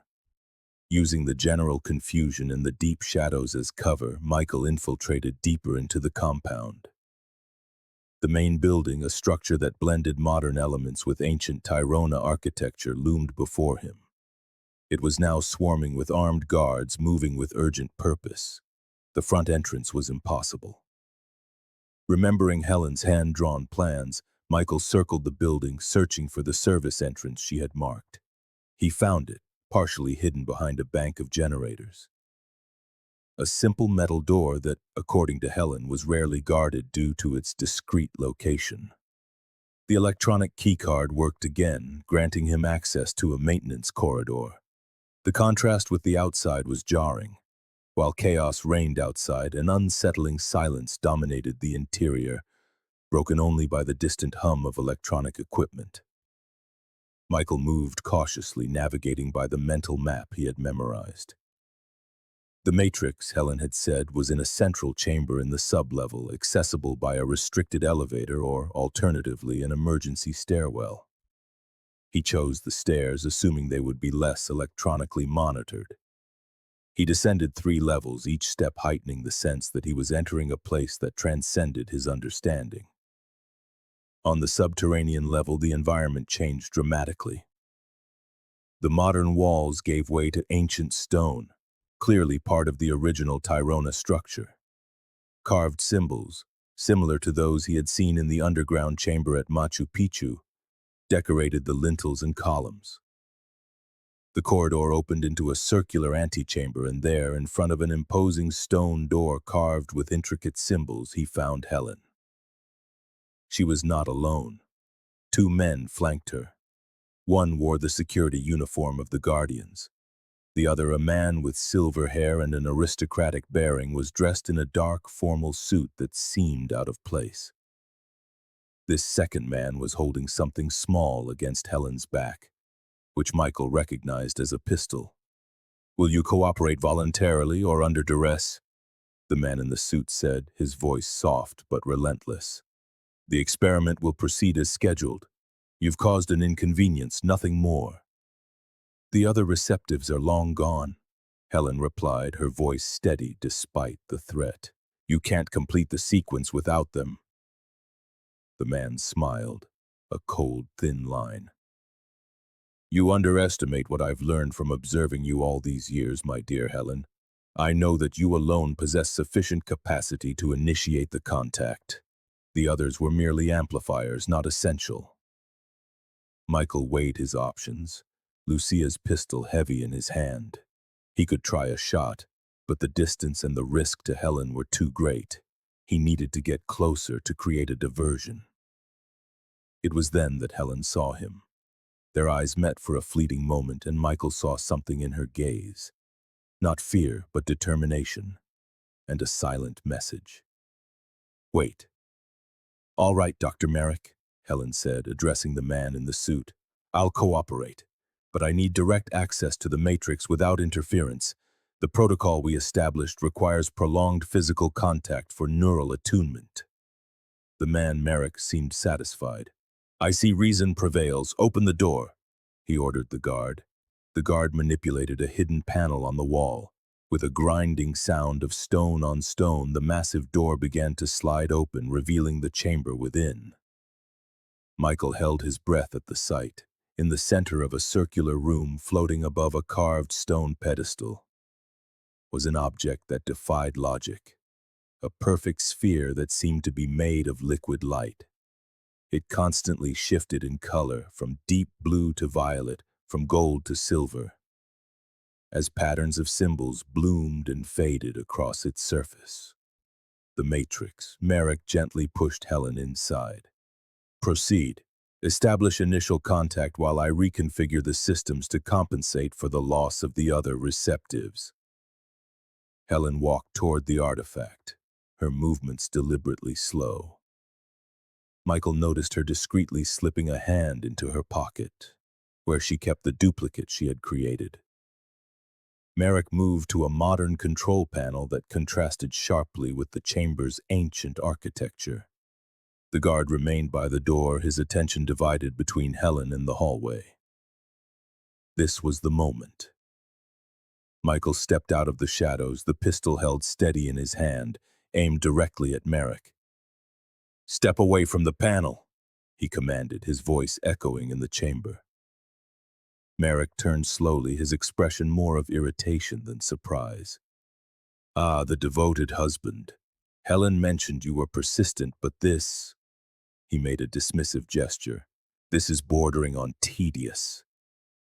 The guard had raised his weapon but hesitated, awaiting orders, aware that a firefight near the artifact could be catastrophic. "Michael," Helen called, her voice strangely calm. "You're right on time." Something in her tone alerted him. She didn't seem surprised by his appearance, as if she had anticipated this exact moment. 15 years, she continued, moving closer to the matrix. 15 years studying these artifacts, learning their secrets. Do you know what I discovered, Merrick? The scientist's eyes narrowed, suddenly wary. "What are you doing, Helen?" "I've discovered they aren't simple communication tools," she replied, ignoring his question. "They are nexuses, conduits between different realities. And the Matrix." Her voice took on a reverent tone. "The Matrix is the master key." She extended both hands toward the floating sphere, almost touching it. "For years you forced me to translate, to channel, to serve as a bridge between these artifacts and your ambitions. But you never truly understood what you were manipulating." "Step away from it!"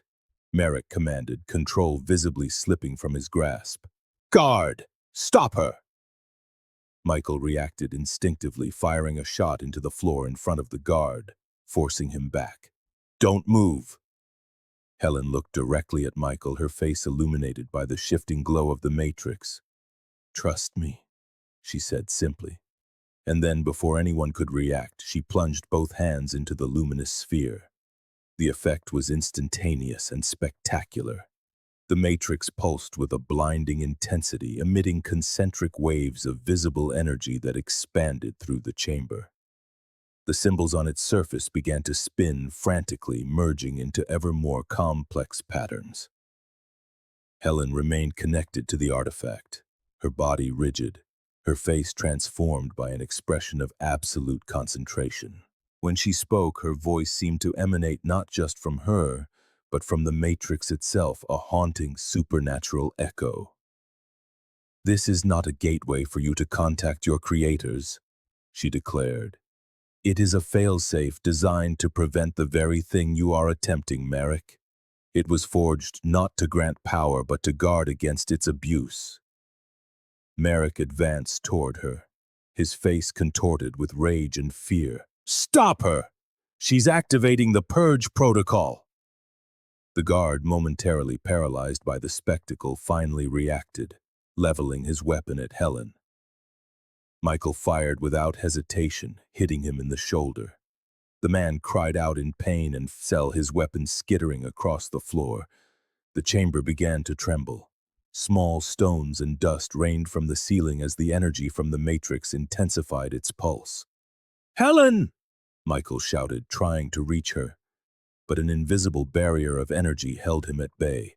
"It's all right, Michael," she called back. her voice strangely serene amidst the growing chaos. This is what has to happen. The Matrix is going to self-destruct, taking with it every record of its existence. The Guardians will lose decades of research. Desperate, Merrick lunged for a control panel. Michael intercepted him, bringing him down with a heavy blow. "Helen, we have to go!" he yelled as the vibrations grew stronger and cracks began to spiderweb across the chamber walls.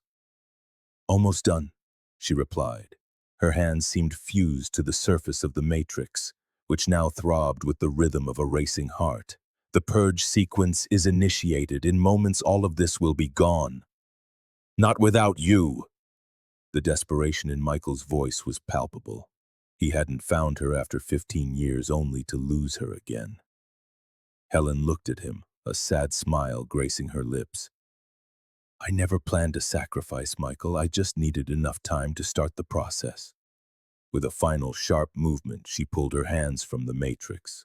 The sphere emitted one final deafening pulse before collapsing in on itself, shrinking to a single point of intense light that quickly winked out of existence.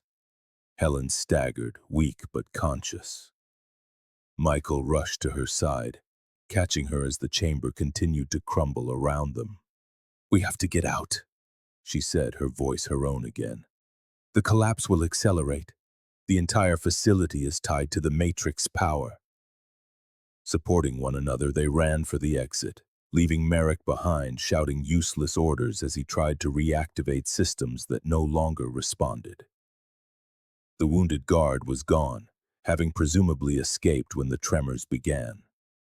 The corridors were a maelstrom of blaring alarms and personnel fleeing in every direction. No one paid them any mind as they fought their way to the surface, each level of the building showing increasing signs of structural failure. When they emerged outside, the entire complex was in a state of evacuation.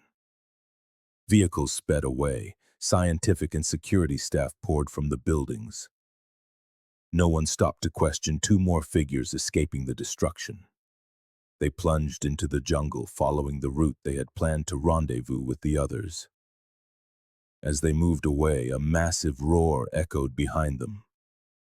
Turning back, they saw the main building fold in on itself, as if it had been imploded from within. "The purge is complete," Helen murmured, watching the destruction with a mixture of relief and melancholy.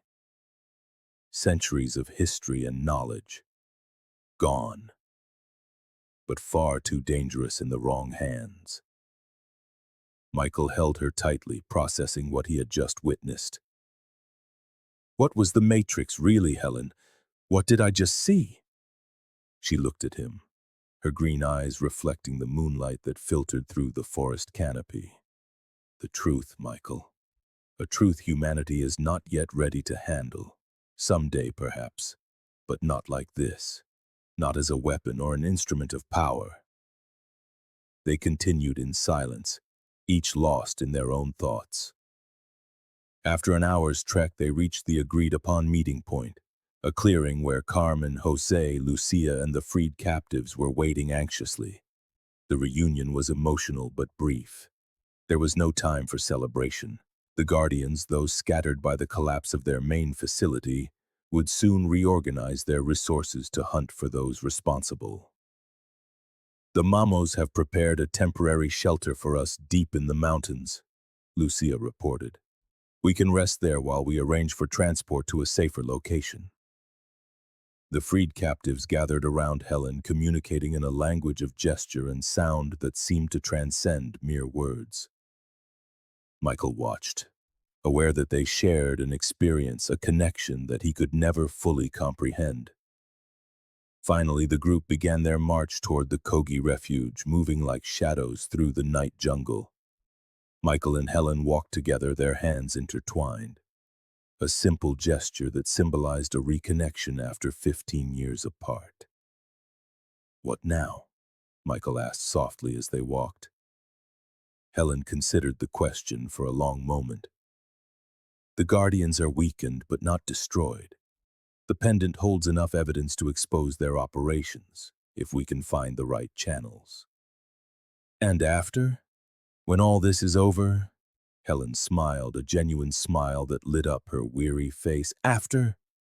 After. Michael squeezed her hand. Maybe then we can finally go home. The word home resonated between them, not as a physical place, but as a concept, a state of being. After everything they had endured, home was wherever they could be together, rebuilding a life transformed by 15 years of separation and extraordinary discovery. As dawn began to paint the sky pink and gold over the mountains, the group continued their ascent.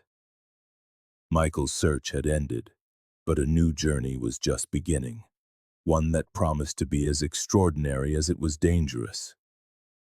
Helen Whitman, the history professor who vanished at Machu Picchu in 1993, had returned, transformed, a bearer of knowledge that defied conventional understanding.